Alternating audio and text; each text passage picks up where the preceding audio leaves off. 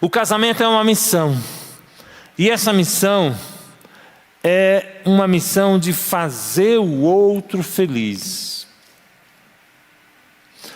É complicado essa missão, porque muda a dinâmica. Muda a dinâmica. Você precisa entender que quando você casa, você precisa fazer o outro feliz. Você não está centrado em você mais. Você não está mais preocupado em você. E eu preciso mudar, porque senão eu continuo pensando em mim, né? Como solteiro, eu estou pensando em mim. Implica renúncia. Implica abrir mão, ceder. Olha quantas mudanças na minha vida. Eu não abro mão de nada. Eu estou certo. Eu quero a minha felicidade, meu bem-estar. Eu quero meu sossego, assistir meu filme, minha série. Eu quero jogar minha bola. Eu não quero não fazer nada. Eu não quero abrir mão disso e ponto. Mas você casou, cidadão. Você casou, vai ter que aprender a lidar com isso. Precisa mudar. Não dá mais para ser assim. Você vai ter que se renunciar. Você vai ter que abrir mão. Ah, então casar eu tenho que abrir mão? Tem. Senão você não precisava casar, continuar solteiro, continuar você, uma SA. Então casar requer isso, é uma mudança. Não tem para onde correr. E você tem que ceder. É uma mudança radical. Só casa, meu amigo ali é corajoso. Casa porque quer uma mudança radical. E é bom, né? Aqueles que casaram são corajosos, porque querem uma mudança radical. Agora, precisa querer manter essa mudança, né? Qual é o problema que a gente encontra hoje? O cara não quer mudar. Aí acaba a relação. Ele acha que separar vai resolver o problema dele. Não vai. Você vai arrumar uma outra e vai ter o mesmo problema. Aí separa novamente. O cara está no 15º casamento, achando que está querendo resolver o problema dele. Você entende? Você tem que mudar. Você que muda. Não precisa mudar o outro. É você que muda. Deixar de pensar em mim para pensar no outro. Aí fala, Augusto, mas não dá. Esse negócio de ficar pensando no outro. Pensando no outro, não dá certo, porque eu conheço muita gente que só pensa no outro, e aí se anula. Se anula. Não é isso que a gente está falando aqui, né? A gente está falando isso aqui. A gente está falando que você precisa abrir mão de algo para fazer com que a relação aconteça. Então é diferente. Quando você se anula para que não exista absolutamente nada, não é isso que a gente está falando. Então eu estou me anulando. Aí você pergunta, mas cadê a relação? Não existe. Então para que você está se anulando? Não serve para nada. É o se anular para que a relação exista, né? Então eu vou abrir mão de alguma coisa para que o nós possa existir. Então isso é importante. Agora, se você só abre mão e não está acontecendo absolutamente nada de nós, é só eu me anulo para o outro, para existir o eu.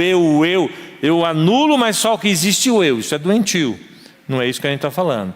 Eu estou falando do se anular para que o nós possa existir. Se lembra? Um relacionamento saudável, ele tem que ter mais nós.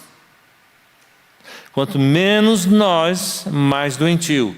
Eu posso ter nós, a partir do momento que eu abro mão de mim, o outro abre mão dele para que exista aí o nós.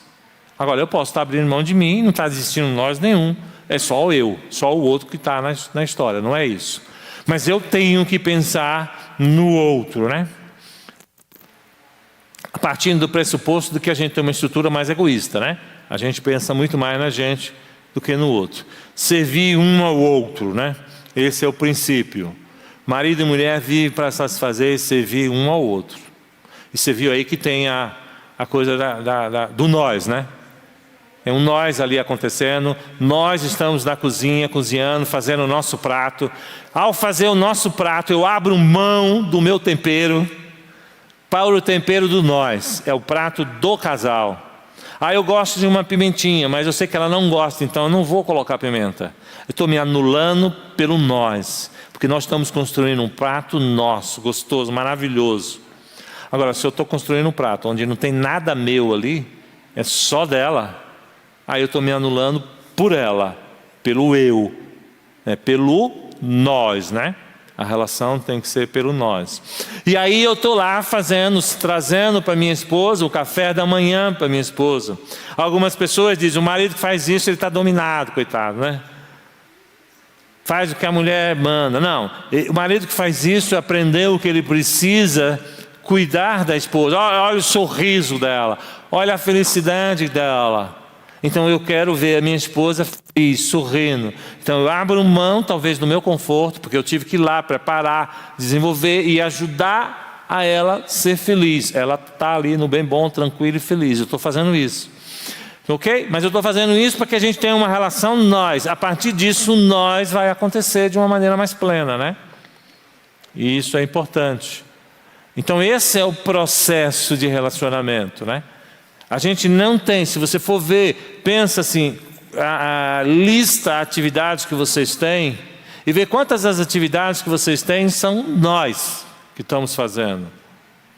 Na maioria das vezes a gente faz atividade muito eu faço o que eu quero e ela faz o que ela quer. Isso eu faço, eu estou assistindo meu Netflix, eu estou assistindo meu isso, eu estou jogando meu joguinho, eu estou cozinhando, eu estou fazendo isso, arrumando a casa, eu estou trabalhando, mas é eu. E aí é complicado. Talvez o único nós que sobra é ter relação sexual, né? Porque também não dá para fazer sem nós. E aí fica empobrecido o relacionamento. É importante isso. E aí não se esqueça, essa é uma grande mudança, né? Você faz isso acontecer no seu casamento. Agir pensando no outro. Cada um deve se preocupar em diminuir o egoísmo. É isso que a gente está falando, pensar no outro, é tirar o seu egoísmo, colocar você em segundo plano. Você pensa, então eu faço um suco e aí eu tomo o suco todo. Aí minha mulher fala, cadê o meu pedaço, meu copo? Ah, esqueci. Você queria? Eu não pensei nela.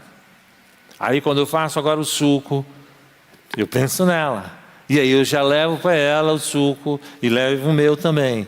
E ela fica feliz, gostei, meu bem. Olha que coisa legal, uma relação a dois, né? O problema é quando eu faço pensando só em mim mesmo.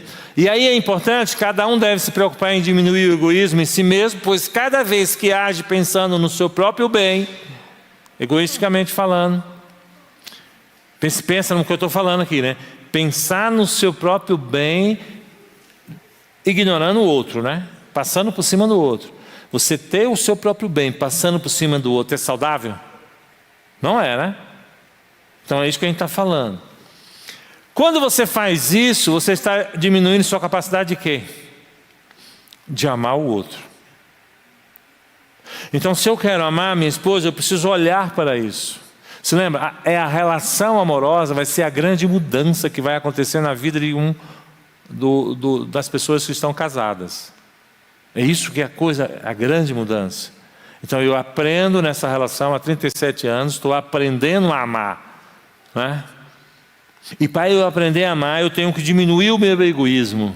Porque quanto mais eu deixo o meu egoísmo, menos eu consigo amá-la.